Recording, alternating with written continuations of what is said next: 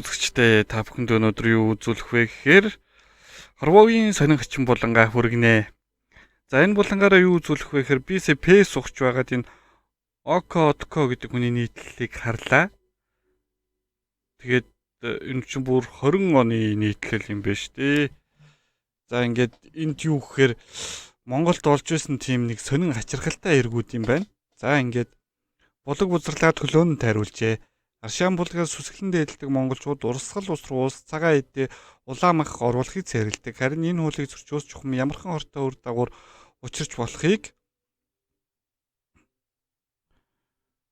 дор өгүүлэх нэгэн хэрэг явдал батлах үзээ. 1960-аад оны ихэр одоогийн дарихийн 1-р буудлын орчимд нэгэн жижигхэн булаг байжээ. Тухайн үед тэр хаваар айл амтын сэрэг байсан учраас бохирдох энэ төр явдал бараг гарахгүйгээс тэр авийн цөөхөн айл зааваж гараа нэг юм хийх хэрэгтэй юм байна.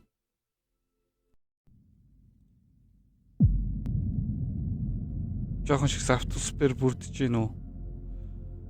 За жижигхэн булаг байжээ. Тухайн үед тэр айл амтын сэрэг байсан учраас бохирдохын тэр явдал бараг гарахгүйгээс тэр авийн цөөхөн айл булгийн усыг ундаандаа хэрэглэнэ. Тэр үед санхүү техникумд суралцж байсан чулуун гэгчрийн ихнэр нэгэн удаа булгаас ус авахдаа зүйтэй байсан саваа залиад булг руу асгаж орхицээж. Энэ явдлыг харсан хүмүүс чулууны ихнэр цэцгийг ихээхэн зэмлсэн авт цаатах нь хүний урманд үг гэж тоолгүйгээр ширв татчихжээ. Сүү тусаалгасан булаг яг сарын дараа ширхгээ цэцгээ өөхний хөлөөр хар өнгийн өвдрүү маягийн зүйл тууран эдээ байрандаа баригдсан явж чадах юм байлоо. Эмнэлэг энтергээд нилээд явсан ч эцэндээ яаж чадалгүй хоёр төлөө тайруулсан эмгэнэлт хэрэг болсон гэжээ. Арай ч яа.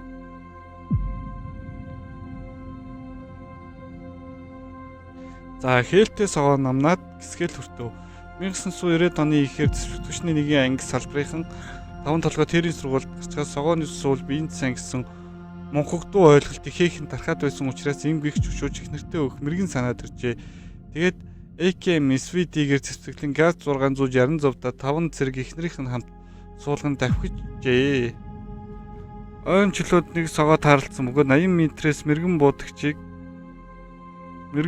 SVD-гээр буудснаар согооч нам унах нь тэр цусаа авахар улайрсан ангуучдад дахиж одлцдод уг согоо нь хээлтэй байсан бөгөөд гидсэнтэх туглыг нь хамттан буудсан байжээ. Дөнгөж амьтавж байсан согооны бүрээг тас хэрч цусыг нь ууцгаж архиар даруулан ажлаа бүтээн хөдлөв. Тэр оройтой эхнэр нь цусаар бөөлж жөөд болсон гинэ мааны бадных маа. Харин ушууч юм жилийн дараа офицеруудын ордны орчимд архитаж яваа төлдөж өгснээр хээлтэй цогоо намнсан хэргийн шовтрог болвоо. Ийм маягаар амтны ёс усаар хөнөөснөөс үүдсэн аимшиг тохирол дэндүү болоо. Хээлтэй үгүйсэн жирэмсүгүйсэн нь яаж мэдвэ өөрхий. Удгамд унгаагаад удмаараа сүрсэн аимшигт явдал. Мөнгө цагаан нүд унаа болсон зүүн цагт дор түүхийг хингүү анхааран уншуул цохилтой санагданаа.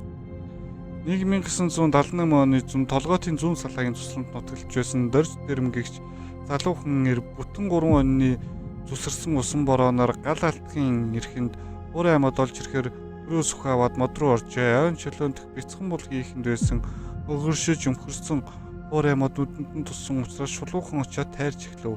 Тэр дор модныг унгааж чад хэсэгхэн чирж гэрийнхэн гадаа авчирээд түлж орхижээ.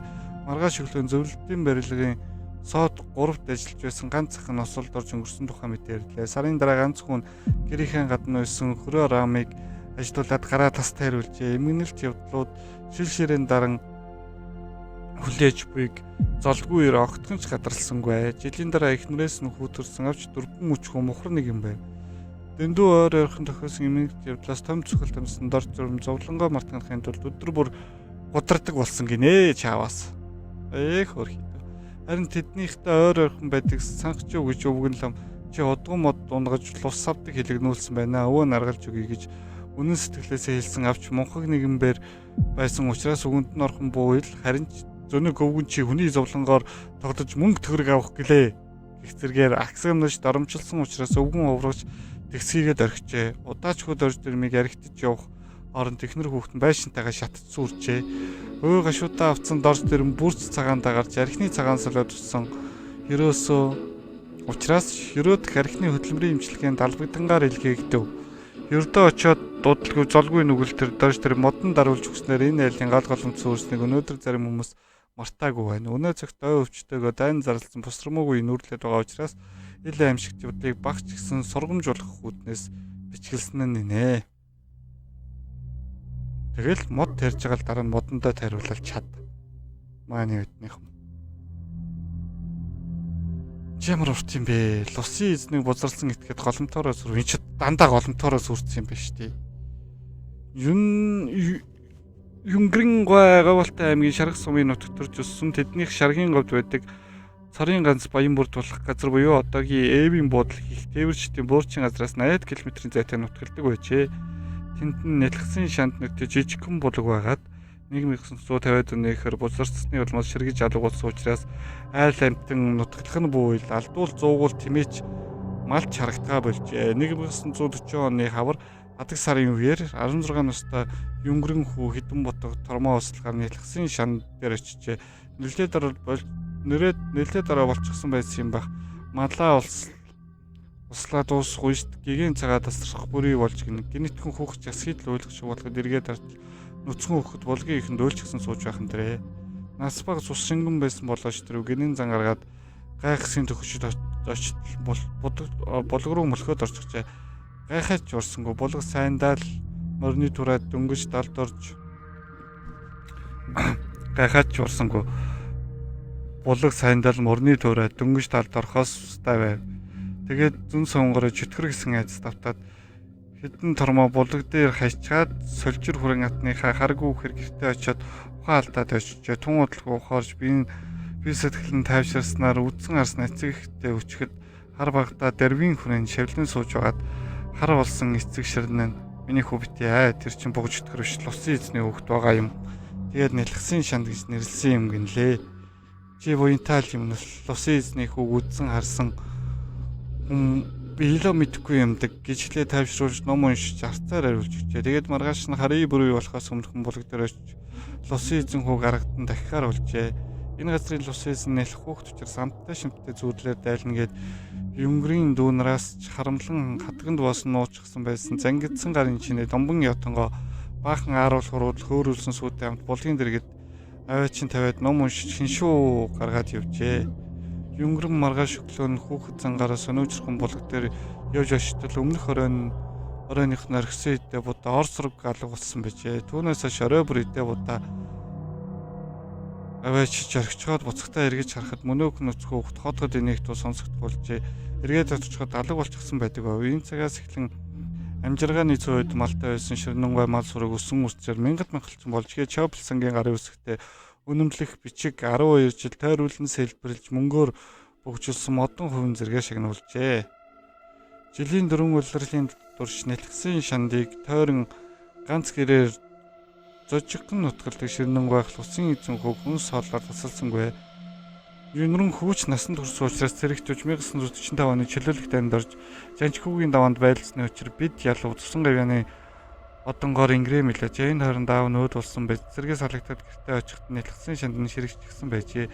Ээж дүүнээс булгын ягаад хатсан болохыг асуухад аймгийн төлөөлөгч ногоон гүрсэд гэж нөхөр хамрынхаа цэцэг угааснаар сарын дотор ширгэж өгөө болсон гэжээ. Юнгрэн нэлгсэн шанд дээр очиод өдөө удаа өргөн тавьсан авч өнөөхөн лусын эзэн хүү гарч ирсэнгүй. Тэгээд тэндээсээ арга буюу хүн мал дундаа өндний үсг болсон учраас дайчин нүчээ. Харин Аршаан булгийн бузарлсан ногоон гүрсэд гихч Улаанбаатар шилжихээр гэр бараагаа ачаалж яваад Төв аймгийн Эрдэнэ сан сумын нутагт машинтайгаа осолд орон голомтоороо сүржээ. Харин өөрөө амьд үлдсэн авч экспрессаар үүд болсон гин. Одоогоо алтай шарах сум дугуулгын нэрийг мэддэг ч байхгүй болсон гин. Юнгрэнгуй ярианыгаа төгсгөл надад лусын эзэн хүүгийн булбраа биегээл цаарнууд одоо ч сэтгэл харагддаг юм гэж хэлсэн билээ. Инхүү ухар мөчт нүгэлт нэгнээс болж эцэш нөхөж барамгүй хохирол учирчээ.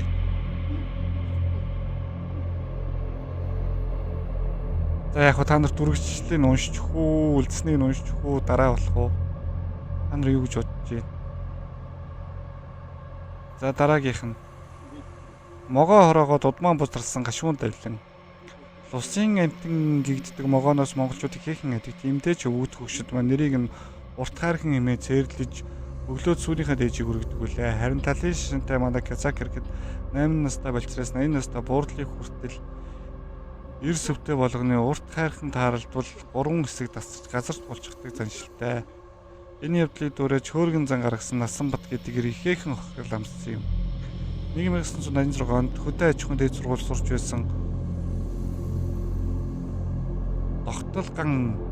Тогтолган гэж юм шүү дээ. Тогтолган гэдэг Казак оюутан дадлага руу донд явахдаа 10-аад могоо алсан тухай Зайсангийн яманд байдаг Насанбат гэдэг ангийнх нь оюутнууд тэгэхэд багтаа ярьцгаажээ. Үүнд хөөрч баяссан Насанбат могоо алж ангийнхаа охтыг айлах санаатай ойгоос нэгэн урт хайрхан барьж архиныхын шилдэнд хийж орхижээ. Түүнийгээ зуны халуунаар нь цонхон дээр тавьж орхисон бөгөөд ихээхэн очирхалтай явдал болох нь тэр оройн харахад мөнөөх могоо хайлаад тос болчихсон байсан агаад ердөөл яс хайрс төдөх үлдсэн байв. Олсон эрэг явдал гэвэл ердөөл энэ үүнээс 2 жилийн дараа Насанбат эхнэр нь авч эхнэр анхны өрийн зөлгөө үнэрлэхээр боллоо. Үнэхээр аимшигтай явдал болж төрсөн үр нь үе мөчгүй хайрстай нэгэн байжээ. Базар дээр минь. Цаашлаад аманд нь бултгнах хил нь яг л могооных шиг хоёр салаатай нарийнхан байж тэрхэн агшинтал Насанбатын тэрхэнд мөнөөх явдал зурсгийж тэнгэрийн гисгээл үзэж байна гэдгийг ойлгосон байх. Могоо шихүүгээ нэгэнт амьтаа байсан учраас эцэг их болоод эмнэлгийнх нүдэнд тажиж төвцөнгөө.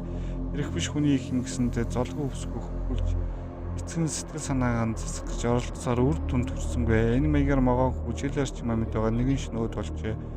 Хүн бус төрлийн амьтан гэдгийг мэдэрч байсан их эцэг хоёр нь гашууд усуд болгүйгээр оршуулчхан аядгаа дахин ийм зовлон учрахаас зүрхшин хоёр тишээ болжээ. Харин Насанбатын бүхэндээ харамсан гашуудсаар дахин ихнэр хүүхд авалт гой нэр явсаар амиа орлож өгчээ маань байдмийнхан.